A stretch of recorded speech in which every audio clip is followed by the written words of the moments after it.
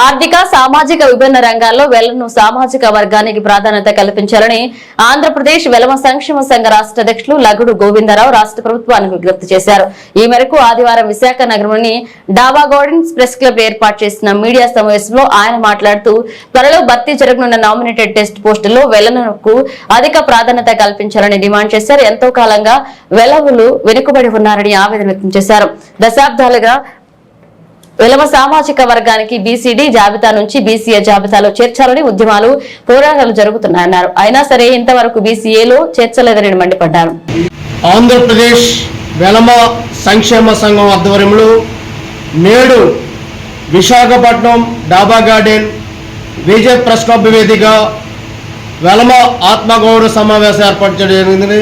ముఖ్యంగా వెలమ సామాజిక వర్గానికి జరుగుతున్నటువంటి అన్యాయ నేపథ్యంలో ఈ యొక్క సమావేశం ఏర్పాటు చేయడం జరిగింది.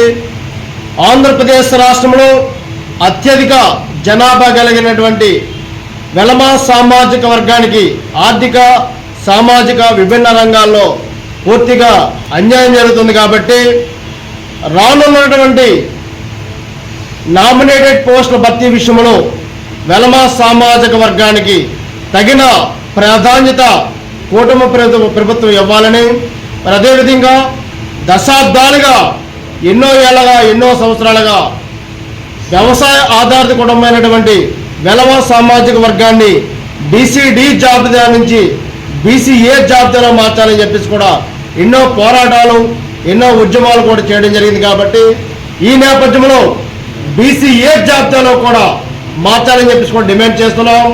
మరి అదేవిధంగా ఆంధ్రప్రదేశ్ రాష్ట్రంలో అన్ని జిల్లాల్లో కూడా వెలమ సామాజిక భవన నిర్మాణాలకు స్థలాలు కూడా కేటాయించాలని చెప్పేసి కూడా ప్రధానంగా డిమాండ్ చేస్తున్నాం.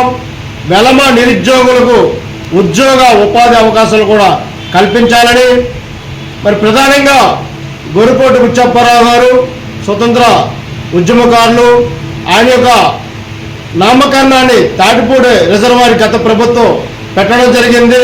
మరి నిన్న ఈ కూటమి ప్రభుత్వం ఆ పాత జీవోలను కూడా రద్దు చేస్తూ ఒక తీర్మానం చేయడం జరిగింది. కాబట్టి యథావిధిగా తాటిపూడి రిజర్వాయర్కు స్వర్గీయ గొరిపోటి బుచ్చప్పారావు గారి యొక్క నామకరణాన్ని పెట్టాలని ఇందు మూలంగా డిమాండ్ చేస్తున్నాం.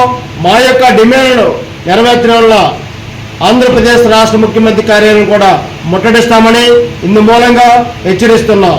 జై వెలమ.